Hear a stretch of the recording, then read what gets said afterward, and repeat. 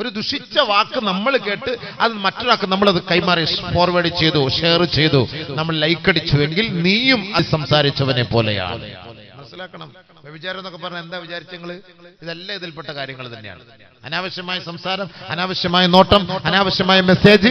അതുകൊണ്ട് നമ്മുടെ മൊബൈലിലേക്ക് വരുന്ന മെസ്സേജുകൾ നീ വായിച്ചു, കണ്ടു, ഡിലീറ്റ് ചെയ്യാം. നല്ല മെസ്സേജാണ്. ഇപ്പൊ വാലിന്റെ മെസ്സേജ് വന്നു, ഖുർആനിന്റെ മെസ്സേജ് വന്നു, ഏതെങ്കിലും ഒരു രോഗികളെ സഹായിക്കാനുള്ള മെസ്സേജ് വന്നു, നീ അത് ഫോർവേഡ് ചെയ്ത് കൊടുക്കണേ. അതൊരു നന്മയാണ്. മൻ ജാഅ ബിൽ ഹസന ഫലഹു അശ്റു അംസാലിഹാ.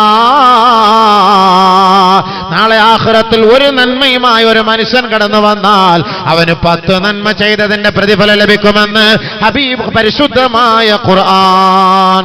ഒരു നന്മ ചെയ്താൽ, ഒരു രോഗിയെ സഹായിക്കാൻ വേണ്ടി നീ ഒരു ക്ലിക്ക് ചെയ്തു, ഒരു ഷെയർ ചെയ്തു, അത് നിനക്ക് കൂലിയാണ്. 10 നന്മയായിട്ട് അല്ലാഹു തആല നിനക്ക് ആഖിറത്തിൽ തരും.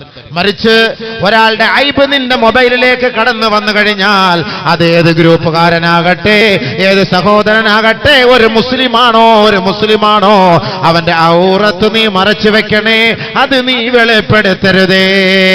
ഒരിക്കൽ നബിയുനാ റസൂലുള്ളാഹി തങ്ങളുടെ അനുചരനായ ഉമർ അൽ ഫാറൂഖ് റളിയല്ലാഹു തആല അൻഹു പാതിരാ സമയത്തുകൂടെ തന്റെ ഗ്രാമത്തിലൂടെ നടന്നു പോവുകയാണ്.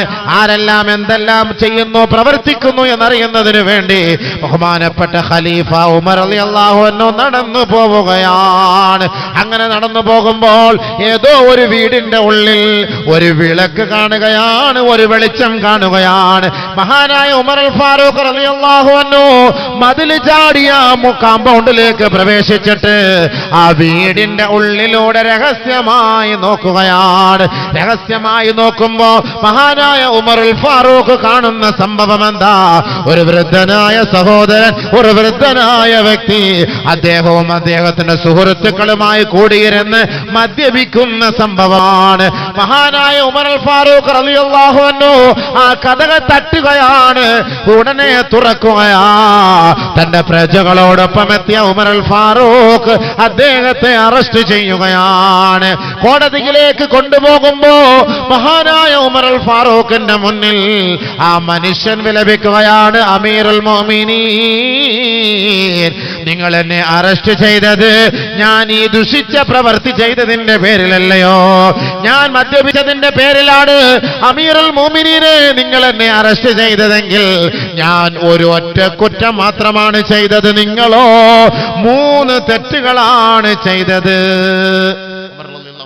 നോക്കിട്ട് പറയാണ്, ഞാൻ ഒരു തെറ്റ് ചെയ്തിട്ടുള്ളൂ, ഞാൻ മദ്യപിച്ചു, അത് മാത്രമേ ചെയ്തിട്ടുള്ളൂ. പക്ഷെ നിങ്ങൾ ചെയ്തത് 3 തെറ്റാണ്. ഒന്ന്, അല്ലാഹു പരിശുദ്ധമായ ഖുർആനിലൂടെ പറയുന്നുണ്ടല്ലോ, യാ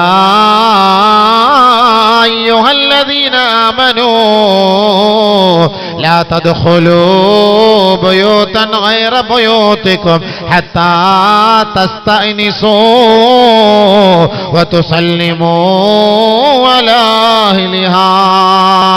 അവരെന്റെ വീട്ടിലേക്ക് കയറുമ്പോ, മറ്റൊരാളുടെ വീട്ടിലേക്ക് നിങ്ങൾ പ്രവേശിക്കുമ്പോ അവർക്ക് സലാം ചൊല്ലാതെ നിങ്ങൾ ആ കോമ്പൗണ്ടിൽ പ്രവേശിക്കരുതേ.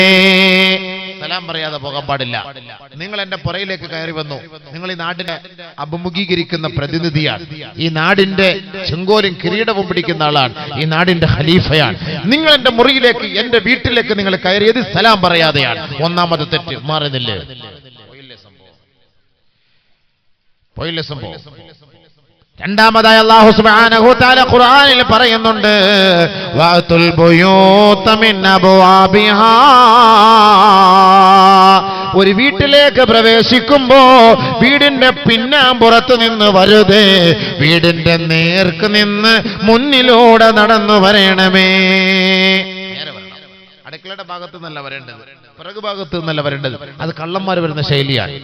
വീട്ടിലേക്ക് പ്രവേശിക്കുമ്പോൾ വീടിന്റെ നേരായ വഴികളിലൂടെ കയറി വരണം, അതാണ് വേണ്ടത്. പക്ഷെ നിങ്ങൾ വന്നതോ മതിൽ ചാടിയിട്ട് പിന്നാലെ നിങ്ങൾ കടന്നു വന്നു. ഖുർആനിനെതിരാണ് നിങ്ങൾ പ്രവർത്തിച്ചത്. ഒരു മദ്യപിക്കുന്ന ആള് പറഞ്ഞ വാക്കുകളാണ്, ഹദീസിൽ വരുന്ന സംഭവമല്ലേ ഇത്. മൂന്നാമത് പരിശുദ്ധ ഖുർആനിൽ അല്ലാഹു പറയുന്നില്ലയോ, വലാ തജസ്സസൂ, ആരുടെയും രഹസ്യം അന്വേഷിക്കരുത്, രഹസ്യം ചൂഴ്ന്നെടുക്കരുത്. അല്ലാഹു സുബ്ഹാനഹു വ തആല പറഞ്ഞ ഈ 3 വാക്കുകൾക്കും നിങ്ങൾ എതിരാണ് ഖലീഫ ഉമറേ. നിങ്ങൾ പ്രവർത്തിച്ചത് അതുകൊണ്ട് ഒരു തെറ്റ് ചെയ്ത ഞാനാണോ കുറ്റക്കാരൻ? 3 തെറ്റ് ചെയ്ത നിങ്ങളാണോ കുറ്റക്കാരൻ?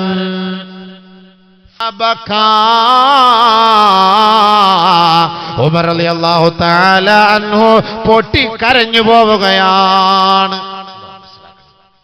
ഉമർ റളിയല്ലാഹു അൻഹു ആരാണ്? ഉമർ റളിയല്ലാഹു അൻഹു അദ്ദേഹം കരയാണ് സംഭവം. നാലിച്ചോക്ക് ഒരു മദ്യപാനിയുടെ വാക്ക് കേട്ട് ഉമർ റളിയല്ലാഹു അൻഹു കരയാന്ന് പറഞ്ഞാൽ എന്താ സംഭവം?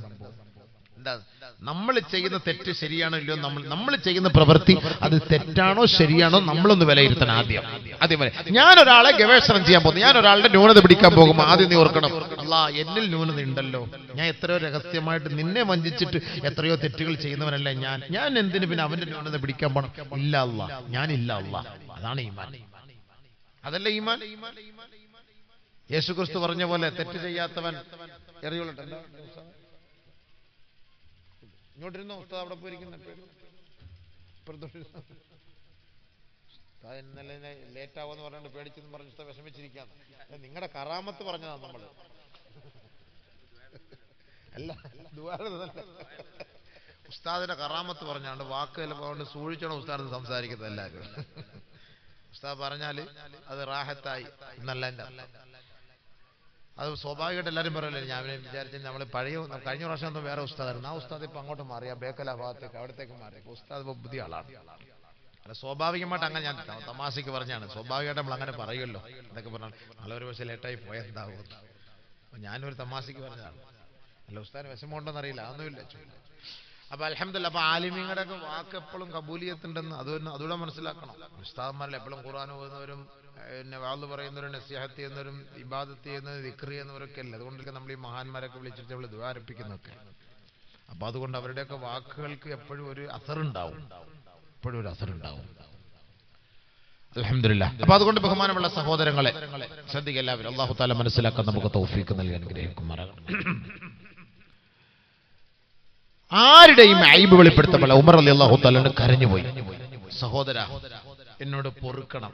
ഒരു മദ്യപാനിയോട് ദ്വാരപ്പിക്കാൻ എന്നോട് പൊറുക്കണം, മാപ്പ് തരണം, എനിക്ക് നിങ്ങൾ മാപ്പ് തരണം. ഇല്ലെങ്കിൽ ഞാൻ അള്ളാഹുവിന്റെ മുന്നിൽ ഏറ്റവും വലിയ കുറ്റക്കാരനായി തീരും. എനിക്ക് മാപ്പ് നൽകണം. ഒരു നാടിന്റെ പ്രതിനിധി, ഒരു ഖലീഫയാണ് ബഹുമാനപ്പെട്ട ഉമർ റളിയല്ലാഹു തആല അൻഹു. അദ്ദേഹമാണ് ഈ മദ്യപാനിയുടെ മുന്നിൽ ചോദിക്കുന്നത് എനിക്ക് പൊരുത്തം തരണമെന്ന്. നമ്മളെ അപേക്ഷിച്ചിടത്തോളം ആരെങ്കിലും ചോദിക്കോ? ഒരാളുടെ എത്ര ഐബുകൾ വെളിപ്പെടുത്തും, എത്ര ഐബുകൾ ഒരാളെ വെളിപ്പെടുത്തും, രഹസ്യങ്ങൾ ചോർത്തിയെടുക്കും. ആ രഹസ്യങ്ങൾ ചോർത്തിയെടുത്താൽ പൊരുത്തമില്ലാതെ മരണപ്പെട്ടു പോയാൽ നാളെ ആഖിറത്തിൽ ഇവന്റെ നന്മ അല്ലാഹു അവനെടുത്ത് കൊടുക്കൂലേ? ഒരാൾക്കെതിരെ ഗീബത്തോ നമീമത്തോ ഏഷണിയോ ദൂഷണമോ പറയാൻ പാടില്ല എന്ന് വളരെ വ്യക്തമായി പരിശുദ്ധ ഖുർആൻ പറയുമ്പോൾ, ഒരാളുടെ ഐബ് നമ്മുടെ മൊബൈലിലേക്ക് വന്നു കഴിഞ്ഞാൽ ഒരു കാരണവശാലും നമ്മളത് മറ്റൊരാൾക്ക് ഷെയർ ചെയ്യരുത്. അതാണ് നന്മ, സോഷ്യൽ മീഡിയയിലെ നന്മ. ഈ ഷെയർ ചെയ്താൽ അത് ആ സോഷ്യൽ മീഡിയയിലെ തിന്മ തന്നെയാണ്, യാതൊരു സംശയമില്ല. ഒരാൾക്ക് പറയാൻ പാടില്ല. നബിയുനാ റസൂലുള്ളാഹി സ്വല്ലല്ലാഹു അലൈഹി വസല്ലമ തങ്ങൾ പറയുകയാണ്, ഹൽ തദ്റൂന മൻ ശിറാറുൻ നാസ്. ജനങ്ങളിൽ നികൃഷ്ടരാരെന്ന് നിങ്ങൾക്കറിയുവോ സ്വഹാബ? ജനങ്ങൾ നിന്ദ്യരാരെന്ന് നിങ്ങൾക്കറിയുവോ സ്വഹാബത്തെ?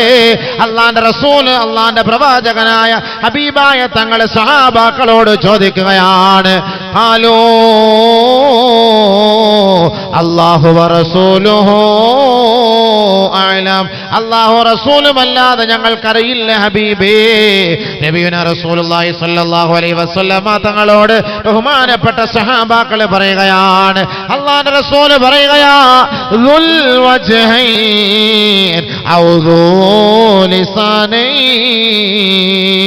രണ്ട് മുഖമുള്ളവരാണ് അല്ലെങ്കിൽ രണ്ട് നാവുകളുള്ളവരാ. ഹബീബ റസൂലുള്ളാഹി തങ്ങൾ സഹാബാക്കളോട് പറഞ്ഞപ്പോ ബഹുമാനപ്പെട്ട സഹാബാക്കൾക്ക് കാര്യം മനസ്സിലായില്ല. ആരാ മോശക്കാരൻ? ജനങ്ങളിൽ മോശം ആരാ? ഏറ്റവും നികൃഷ്ടനാരാണ്? വൃത്തികെട്ടവനാരാണ്? രണ്ട് മുഖമുള്ളവനാ, രണ്ട് നാവുള്ളവനാണ് നബിയുനാ റസൂലുള്ളാഹി. അല്ലാഹുവിന്റെ റസൂലിന് കാര്യം മനസ്സിലാക്കി കൊടുക്കുകയാണ് സഹാബാക്കൾക്ക്. യഅതി ബിഹൗലാഇ ബിവജ്ഹിൻ വയഅതി ബിഹൗലാഇ ബിവജ്ഹിൻ. ഒരാളുടെ ഭാഗത്ത് ഒരു മുഖത്തോടുകൂടി പോകും, അതേ വ്യക്തി തന്നെ മറ്റൊരു സന്ദർഭത്തിൽ മറ്റൊരു മുഖ സാദൃശ്യമുള്ളവനായി മാറും.